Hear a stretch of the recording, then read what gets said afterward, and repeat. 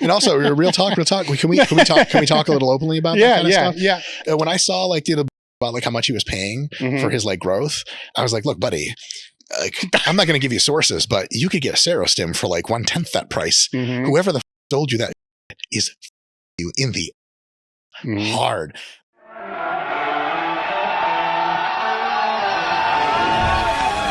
It's time to sit down, keep it real, and cut the bullshit. Welcome to Table Talk. The first thing people are like, oh my God, like he's buying steroids and growth hormone. Here's evidence of it financially. The first thing I looked at was like $10,000. What the fuck are you buying, bro? That's the only part that like, what? That's the same thing that hit me. I'm like, what the fuck? Like, are you serious? Like, if you have growth that can beat Pfizer and Serostim, I want to know about it. Yes. But it doesn't exist. So you're getting fucked. Good God.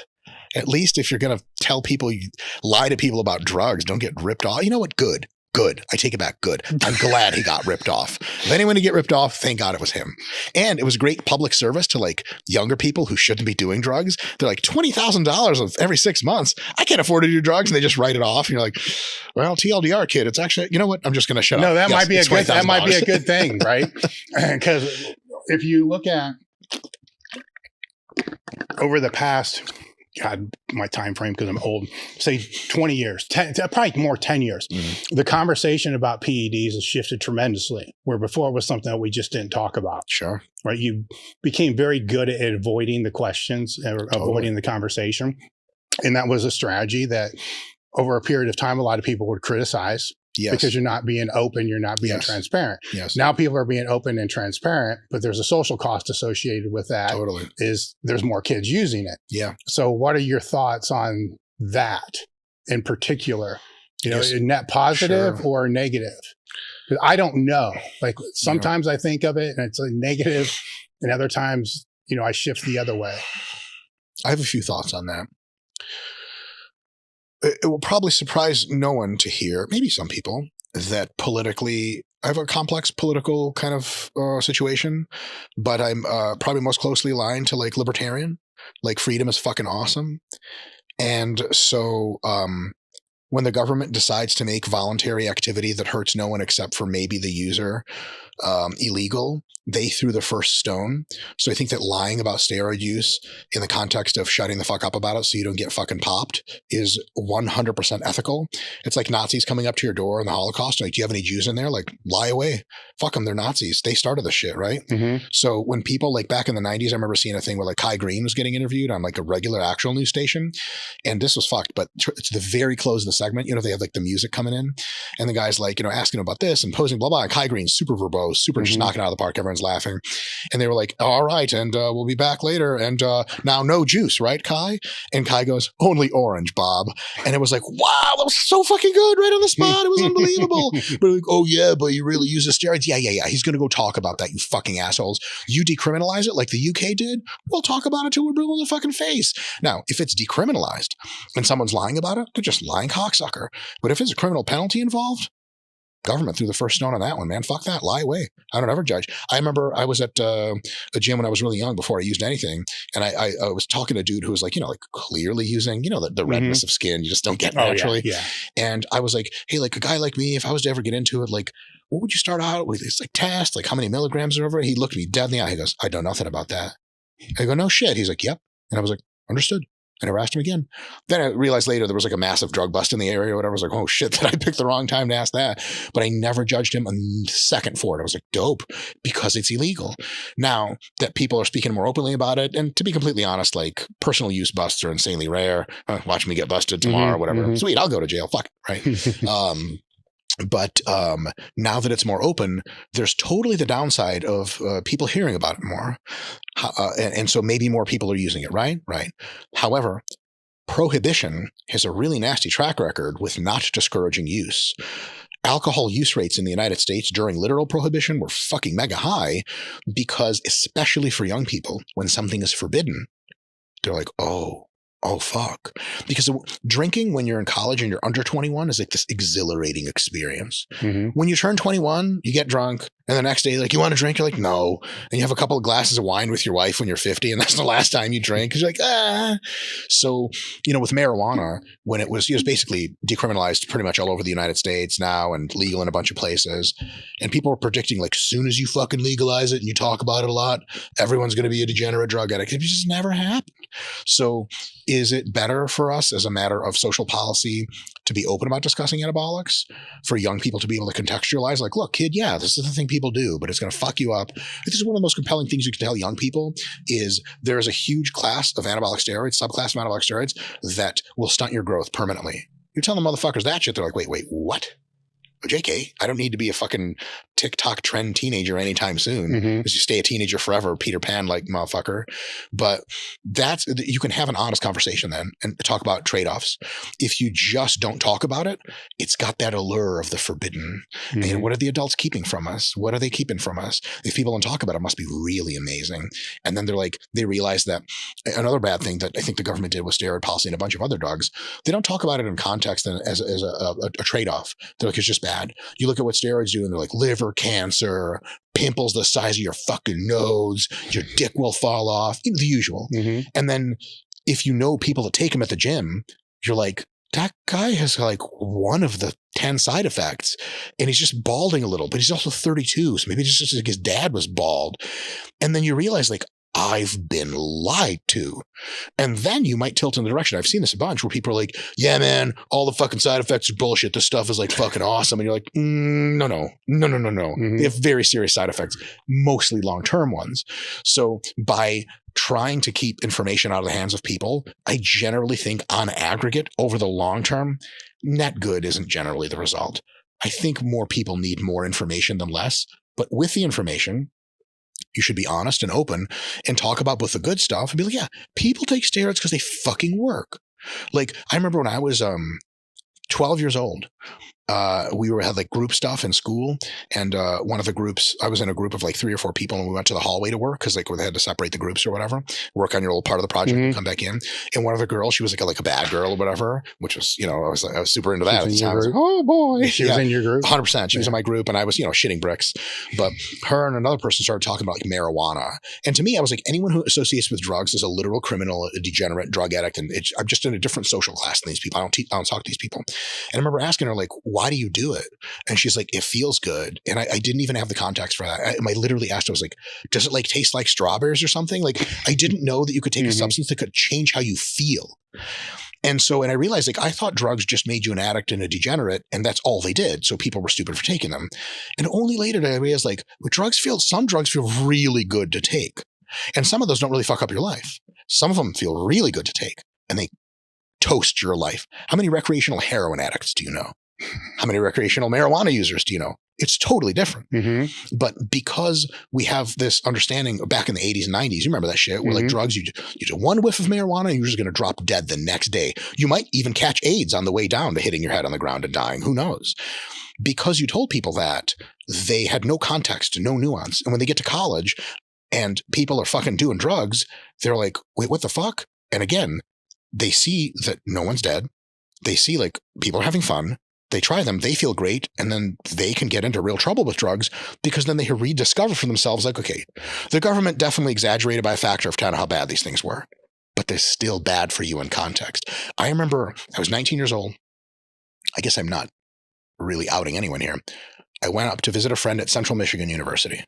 I'm sure you know where that is, roughly. It's in Michigan, in the center. It's in Central For those who don't know. Yeah, just look at the hand. The hand's in the middle of the hand. Yes, exactly. You're from Michigan when you bust out the hand. And I remember walking into this party, and it was like friends of friends. Everyone's cool. And watch this nice young woman just like bend down to the table and just do a fucking line of coke. And I was like, I am in a Colombian cartel. Oh my God. And I watched her. Because I was like, that's it. She's going to go crazy. She's going to get irrational. She just chatted with people the whole night. Nothing happened. And I was like, somebody lied to me about this. She's like coke from 80s movies. Like, all right, let's sell all the company stocks. Yeah. And you actually around people who are on coke and they're just like a little chattier than normal. You're like, what the fuck? So for like straight up with people, like, look, coke's going to make you feel real good when you take it. And there's a very good chance you're going to get addicted to it. It costs an obscene amount of money. It's going to fuck up your health in 50 different ways. And then when you're done with your coke phase, when you lose a shitload of money, you have to re-enroll in school, you clean up your life. 20 years later, when you're 45, you're going to die of a heart attack because that coke cost you in a way that you can never pay back. You tell people that real shit and they're like, yeah, fuck that. Or maybe I'll do it once or twice and then fuck that. Mm-hmm. But if you're like, look, coke is going to kill you. It's terrible. Everyone's an addict. And you see real people doing it and you're like, but they're not addicts. Then you're like, fuck yeah, coke's great. Let's do it all the time. And that's a fucking big mistake. I've heard tons of guys using gear who are like, dude's the fucking awesome, man. I love fucking test, blah, blah, blah. And you're like, hey, there's not really context for this. Yes, test has its advantages, but it also has mega downsides. I think honesty, context, giving people the real deal of like, yeah, there's upsides for sure, but there's mega downsides. And when you're too young, you're too fucking young. And I wouldn't do it if I were you. What more can you tell a young person than the fucking truth with that hard shit? The best movie I ever saw in regards to, like you sit through middle school and they show you all these dumbass, terribly produced fucking movies about like, Bill here was a good student. And then he tried marijuana. Now he's homeless and dead in a dumpster. And you're like, Bill's an idiot. Yeah. The best movie I ever saw with regard to drugs was Trainspotting. You ever seen Trainspotting? Mm-mm. Trainspotting is not a cautionary tale about drugs. It's just a really gnarly story about people in the 80s in the UK and their kind of adventures, so to speak, with heroin.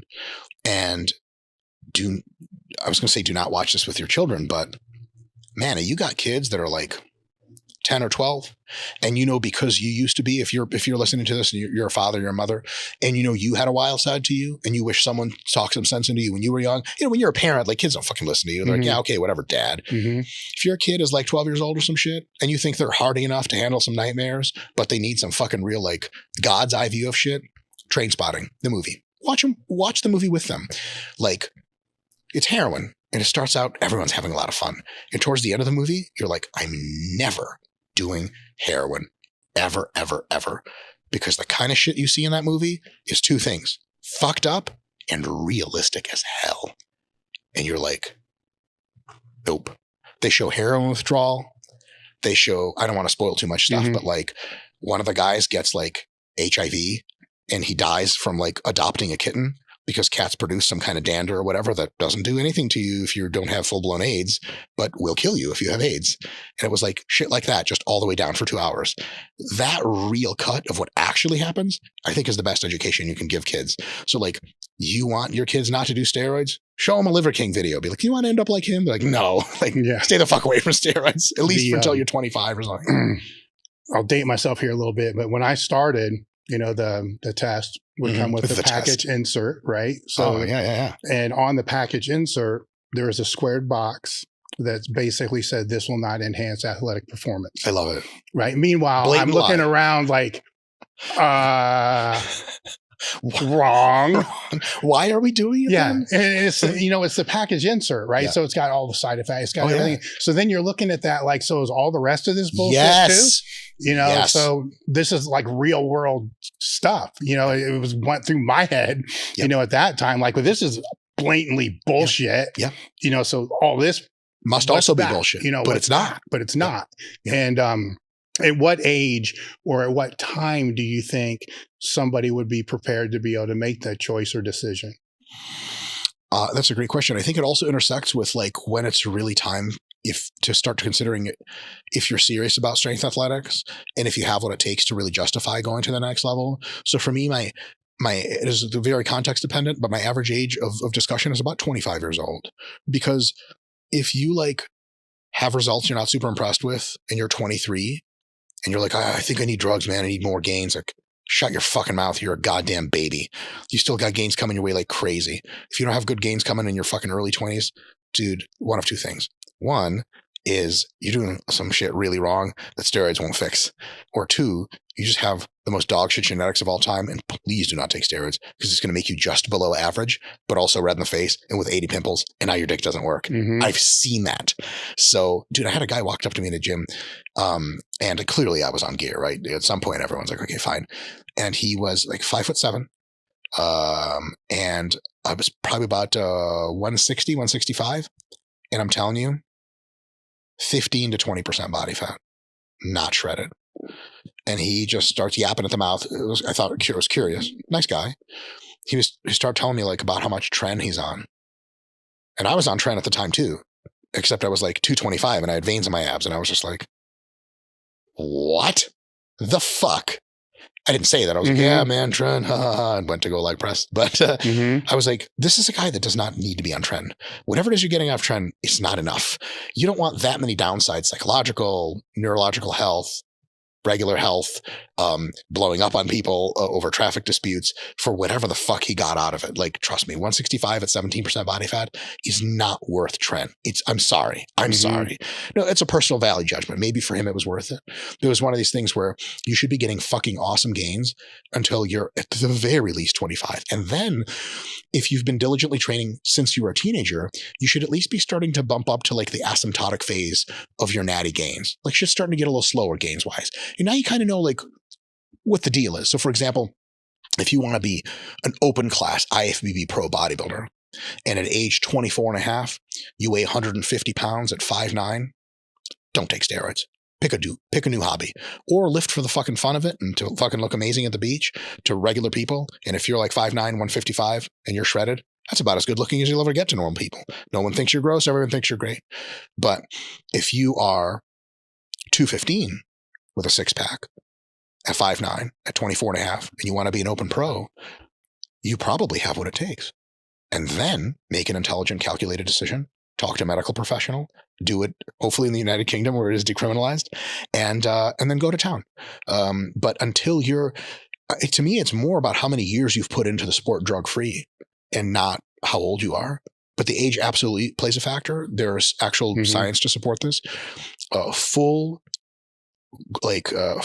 neurological development on a grand scale, like brain structures visible in just an MRI, doesn't occur for most people until their mid-20s. And so and the last thing that forms in a human is typically like the prefrontal cortex area, as far as I understand. And that's the one that is concerned with making decisions based on pure logic and decisions based on long time horizons, trade-offs. And like, when I was 18 years old, bro, I don't know what my time horizon was, like the next minute. When I was 22, it was like the next day. I'm kidding, but some shit like that. When I was in my mid to late 20s is when I first, and now that I look back on how my thought patterns were, that's when I became me. That's when I became an adult.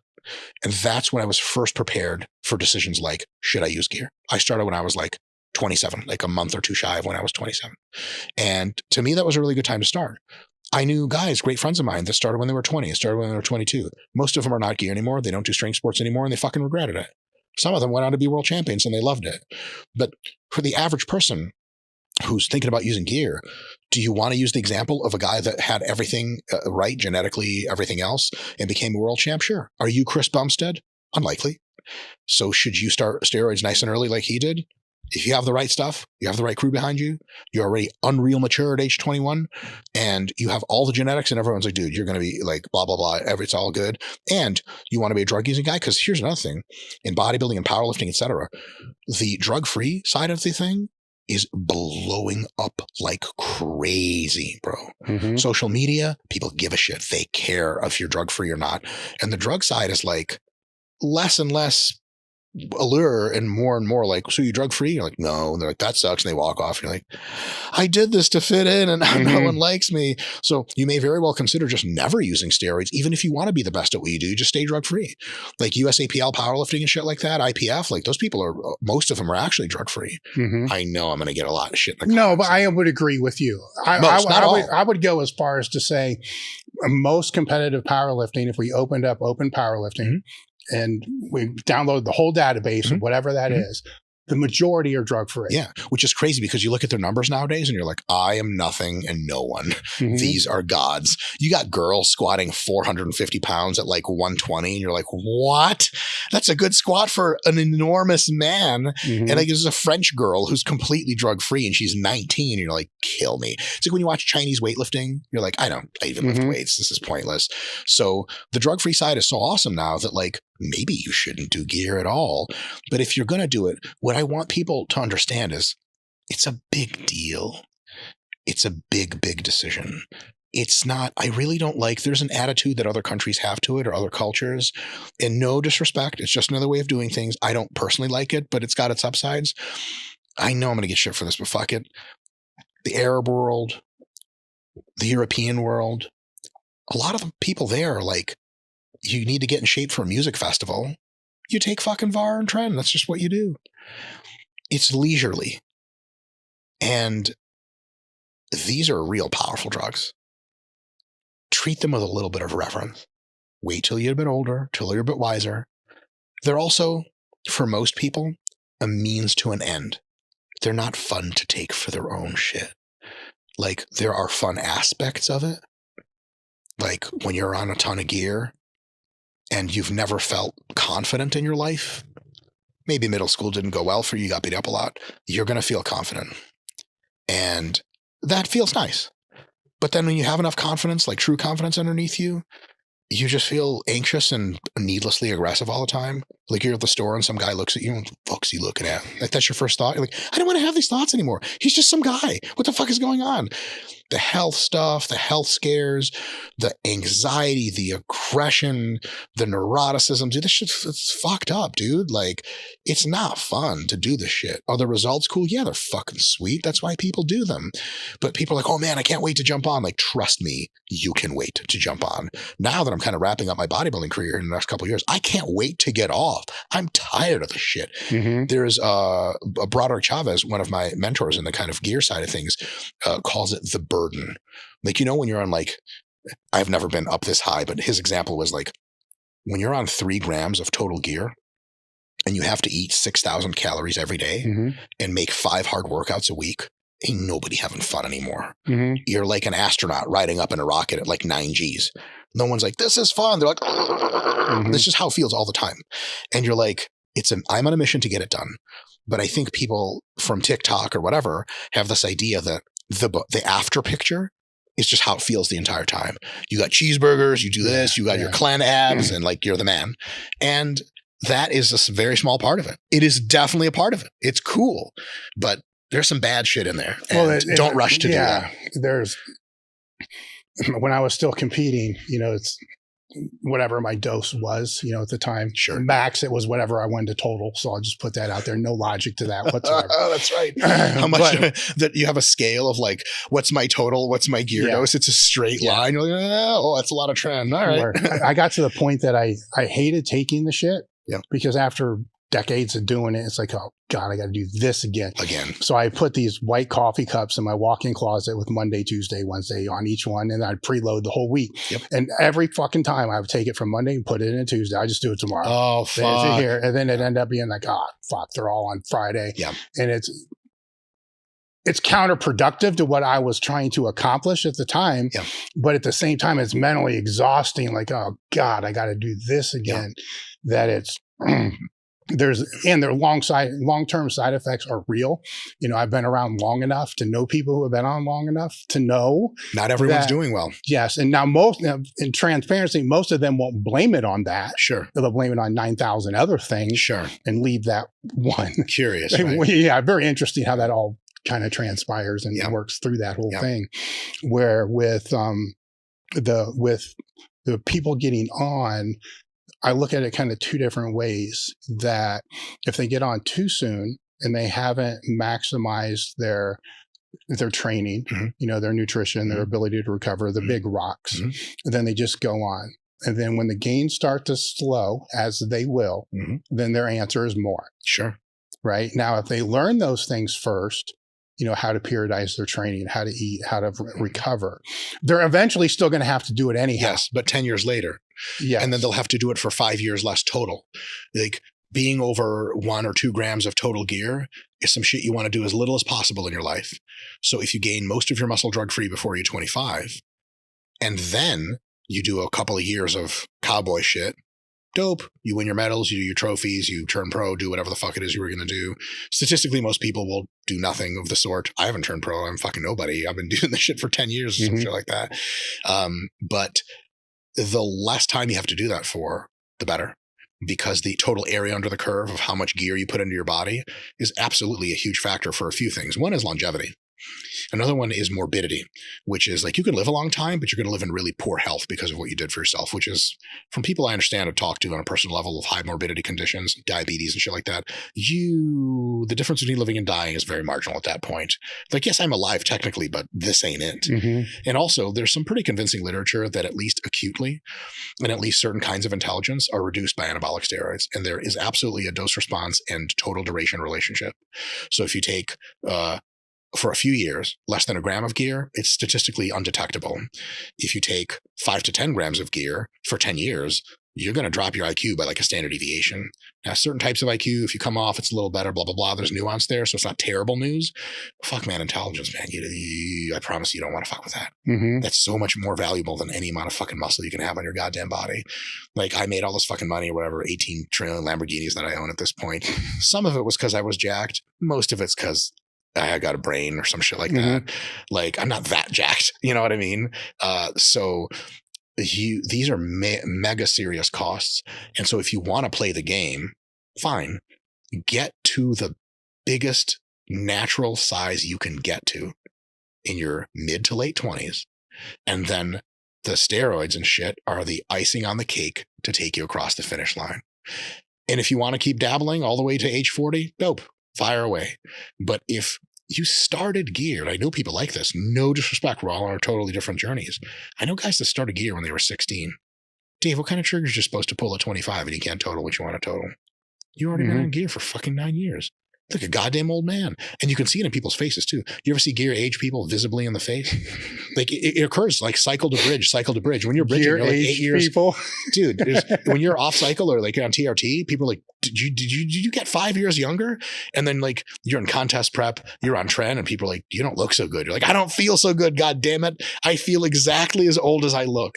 And some of that aging effect goes away when you get off. It doesn't all go away, man. DNA damage, all that crazy shit, neurotoxicity. Like I said, there's gnarly shit under the hood. Sometimes it's the price of drawing the sword. And that's cool. But you don't give an 8-year-old a sword and send him to battle. Wait till he's an adult. So that's kind of my biggest stand on the pedestal and yell at these goddamn TikToking teenagers. Like, guys, yeah, steroids are dope. They're fucking sweet and they make you fucking jacked. But they come at a fucking gnarly price. And you're going to pay that price just when you start to like your life best. Because as maybe you're familiar with, being young is fucking sweet. I had a good time when I was young. But when you're older, you know who you are as a person. You know what you like and don't like. You have the financial independence in most cases to get what you like and not what you like. You have a group of friends that are true friends, loyal friends, people you can count on, people you can trust, people you love. You have a spouse. I don't have them, but people tell me that children are like the greatest thing that ever happened to you. And now, when you were 19, you did a bunch of gear thoughtlessly, and you're like, fuck it, YOLO. And now you're 37 and you're holding your baby girl that's 2 months in your arms, and you know your last labs came back and the doctor's like, we might have to do heart surgery because this isn't good. What you saying to yourself now, motherfucker? That's when the shit's going to hit you. Just when you like your life the best. We were Mr. Nick Shaw and I, the CEO of RP, back when we were nothing and no one. Well, at the end of the day, we're still nothing and no one. We all jack off in a bathroom at night by ourselves at the end of the day. So literally, that's how I end all of my days. The bathroom? Oh, yeah. Oh, we can get into the technicalities of where to jack off and not jack off. But people who jack off in their beds are disgusting animals. It flies everywhere where you sleep with your pillow on. Anyway, just yeah. JK. So the shower. Yeah, but you got to stand up to do it. You know, I'm not, my lower back's fucking cramping. I'm on D-ball. Just trying to visualize you leaning against the counter. Dave, how dare you, you dog. I got an OnlyFans. I got to charge you for what you're fucking, you got to pay for the shit. You can't visualize it in your head. Get those thoughts out of your head, Dave. How dare you? But, I'm trying. They keep coming back. So, I was kind of like, Nick and I were personal trainers in New York City, and we personally trained people at a studio, and the vast majority of the people were like phenomenally wealthy at a level we just couldn't relate to. Like we had a few billionaires that were regular clients, legit billionaires, and like everyone else was a millionaire. And there were a couple 100,000-aires that everyone else considered like, oh, those are just regular people. We're like, what? At the time I made like $35,000 a year. Yes, living in Manhattan. It was fun time. And, like I was going through kind of a little bit of a rough time where I was like kind of in between figuring out who I was. And I was having a day where I wasn't so happy. And I was sitting next to Nick was training one of our friends who's a hedge fund manager who was at the time probably worth like 40 million. Now he's worth like infinity or some shit. And he was in his early 40s. And he was like, dude, what's up? And I was like, yeah, I'm just like, I'm down. And he's like, I wouldn't worry about that. And I was like, well, what do you mean? He's like, let me tell you something. No one's going to tell you this. I'll tell you this. He goes, your 20s suck. Your 30s are better. Your 40s are going to be amazing. I don't know what kind of crystal ball he had, but he was fucking right. And so when you're young, it's easy to think this is the time of my life. And most people report increasing levels of calm and happiness throughout their lives, well into their 60s, until morbidity and terrible medical conditions steal that. And if they don't, people report their best calm and serenity and happiness until the day they die. Great news, right? Mm-hmm. Not great news if you fucking flushed your life down the toilet doing a gram of tren for 5 years between age 20 and 25. And so, yeah, you can make those trade-offs, but life is fucking awesome and it gets better and better and better. And if you're like, yeah, whatever, who gives a shit what happens when I'm 40 or older? Like that shit is going to come up on you quick. You're going to wake up and you're 39. And you're like, oh, I got to pay for all that shit now. So another one of my kind of rants to the youth is like, think long-term. You're going to be around for that shit. And then you're going to wish you hadn't done some of the shit you did, man. Mm-hmm. I agree. Think of, I'm trying to figure out how to formulate this because it was kind of my own journey. I don't like the word because it reminds me of the band. And the band is so good, the best, right?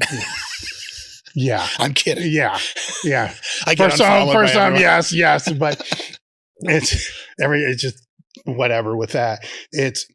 I knew just don't stop believing. Just don't be a believer. Keep believing. I knew what the long-term consequences were or could be and weighed those and was still willing to do it. Same here. And I don't know how many do that though. And it's a few. Yeah, a few. But it's easier to do that now because there's people that are on the other end of that. Yes. To say, okay, here were the costs. I'm okay with paying that. Did you have people in your life who were older who could guide you in that direction or no? No, God, they're enablers. Oh, nice. Oh, yeah. Oh, yeah. West Side. What am I saying? Yeah, exactly. It was later in life that I realized I need realists and enablers. Yes. I need a balance of the two. For sure. Like, here's this idea, and it's dumb as fuck, right? And somebody, that's awesome. Let's just double down. And then somebody else like, hold up. Maybe you want to consider, okay, let me give me couple days. Yeah. Let me kind of ponder this through and see how this kind of plays out. And there may have been, to be honest, there may have been, but I didn't listen. Yeah. Because you're in your 20s, you're not going to listen anyhow. Totally. So I'm doing a disservice to people that may have been there, to say, what the hell is this? Why are you doing this? I didn't care, and that's that weird age where your brain still isn't developed. Totally. And if you can, to me, delaying steroid use until you're old enough to contextualize it properly is similar to how to treat your brain when you're drunk as fuck at a party with relation to drunk driving. You don't have to think through it. But before you drink, you have to put the seed into your mind. It doesn't matter how I feel or what I think. Drunk driving is dumb as fuck. So when you're 8 beers in and someone's like, you guys want to go to Taco Bell? And you think of saying, I'll drive. You're like, wait, nope, that'd be really stupid. And I feel great, but I know that's wrong. I'm not able to make a good decision right now. And good news, I already made it. The answer is no. That's a good way to do the whole drunk. Like people go to a party and they collect everyone's keys and hide them. Mm-hmm. Great idea. I would think of doing that with my decision to do steroids if I was like listening to this and I was 19 years old. Like, you know what? I'm going to put that key away for a while. When I'm 25, I'll look at the key again. But for now, I know I'm not able to make that decision. And guys, I promise you, I'm not fucking with you. If you're 19 listening to this, when you're 25, there's a high probability you're going to be, thank God, I listened to that shit and delayed it. There is a probability they could be like, that guy took 6 years of good steroid use away from me. Damn you. I could have been Mr. Olympia. But that probability is low. And all we can ever do in life is run the probabilities and hedge our bets. So, well, they can use that time, and the message I put out there, they can use that time to better educate themselves yes, on how to make progress, how to make gains, because their passion's through the roof. Yes. They love it at a level that I don't want to say that we don't love it at that level anymore, but it's different. Yeah, it's all consuming. Yes. Another interesting thing about steroids, it seems to be pretty well supported scientifically, or there's at least inklings of it that seem convincing. And this is a hat tip to my friend Menno Henselmans. If he's ever in the United States, it would be awesome to have him on the podcast. He's a fucking wealth of knowledge. It actually looks like a very large effect of steroids is dose dependent and quite rapid. So what I mean by that is, if you have two people, one person got to be a drug-free 200 pounds, and the other person started steroids way earlier. Let's say they're identical twins. Same regimen, same training, blah, blah, blah. And the guy who's on steroids already is 230 pounds because he's been running gear for a little while, a few years. Same body fat, whatever.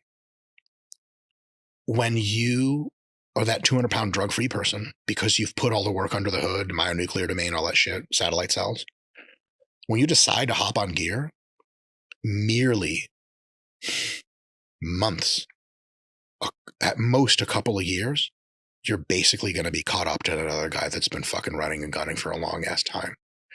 If you work up to impressive dosages, you pack on so much muscle so goddamn fast that you don't need to start steroids when you're earlier, because can they enhance the training process? Yeah.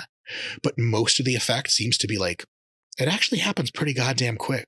Now, if you want to be big for a long time, yeah, take steroids for a long time. You can be jacked a long time. But most people, I don't think, want to be jacked a long time. They want to make something of their physique that's truly grand. Do some competing, do some flexing in the mirror, and then come off and have a family, blah, blah, blah. You can get that quick, and you can get it anytime you want. A really good living example of that is Kai Green, who I've been led to believe only started steroids when he was like 32. And I was already a bodybuilding fan, and Kai Green won his pro card drug-free. And he weighed, I think, like 210 or 215 pounds at 5'7", 5'7.5".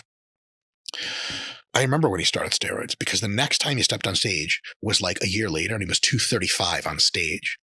And then 2 years later, when he put Slin and growth into the equation, he was 270 on stage.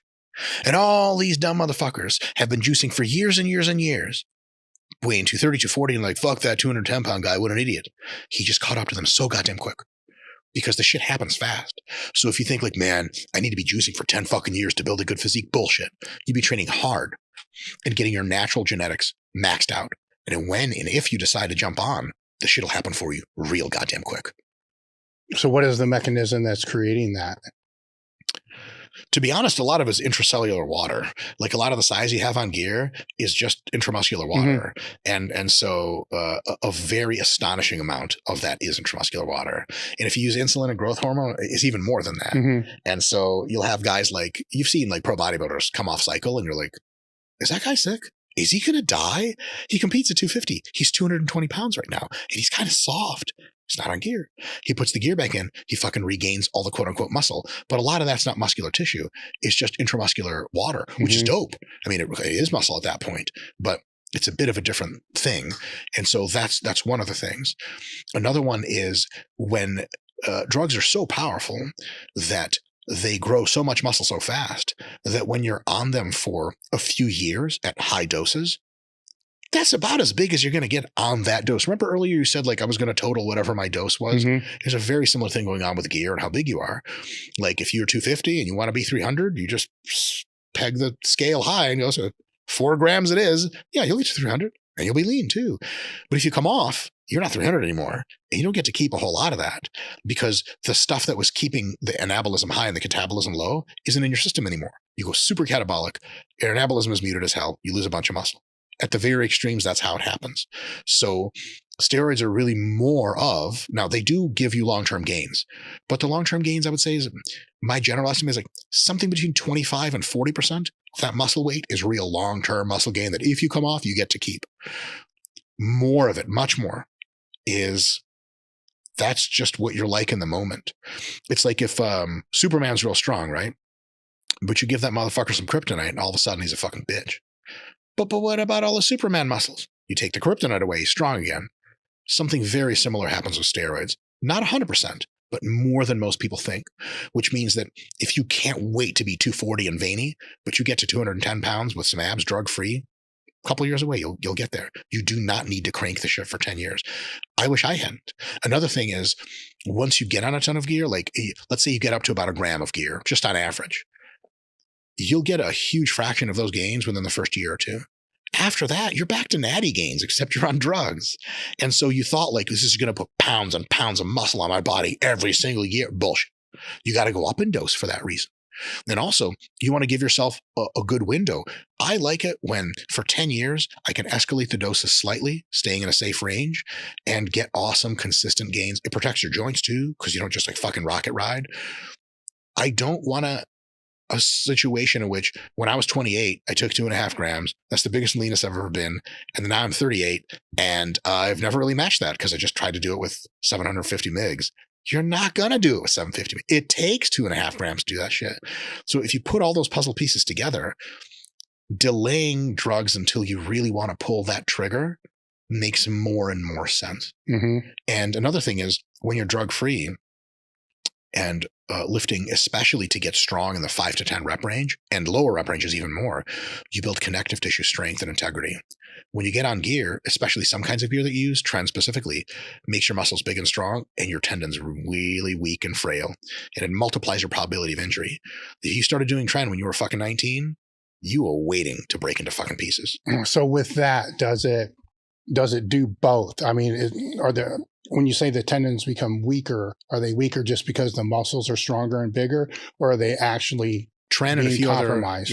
Tren and a few other categories of steroids have a net compromising effect on tendon integrity, as far as I've read. Mm-hmm. And fuck that. So if you're really big and strong naturally, like I did most of my heaviest lifting objectively when I was drug free, and there's videos on YouTube to prove it. And when you look at my physique, you're like, yeah, he was drug free. I can tell you that. Fat piece of shit. So like, I never really got hurt majorly when I got on because I never really did freaky shit. If you're a power lifter, it's different. Then like you have bigger balls than I do, because when it always scares me to watch powerlifting, because limit weights, especially on drugs, you've been to the WPO super finals a few times, right? Like every other dude tears his quad or tears his groin. But like, especially for bodybuilding and just getting big and jacked and strong, the more you can get out of it drug free, the less damage you have to do to yourself. You'll still get up to that fucking razor's edge of beating everyone. You don't have to put in years and years of work on gear to be your best. Just a few years will do if you have an awesome natural base, and then you're basically right in the mix. And you can always take more if you want. But then you could be like, yeah, like for 5 or 6 years, I really rode that fucking razor's edge and did all the shit and took tons of slin and growth and blah, blah, blah. I got what I got done. And it was really 5 years of cranking it. And like another 3 years before that of like low doses, just kind of playing around. That's dope. But if you're like, yeah, I do the thing. Someone's like, how long did it take? Like 35 years of drug use later. Like, Jesus Christ. That's when it comes back to another conversation of like, I wouldn't bet on you living super long. Your 60s might be interesting. Yeah. Or they might be you're in a fucking wheelchair and you fucking need an IV bag to walk around, or you're fucking dead. And that's real. And people don't like to talk about it for understandable reasons. But when you're young, you can pretend it's never going to happen. When you're older and you've done shit that you might not regret, but kind of like, I paid the price. I'm good with it. Between me and God, it's all good.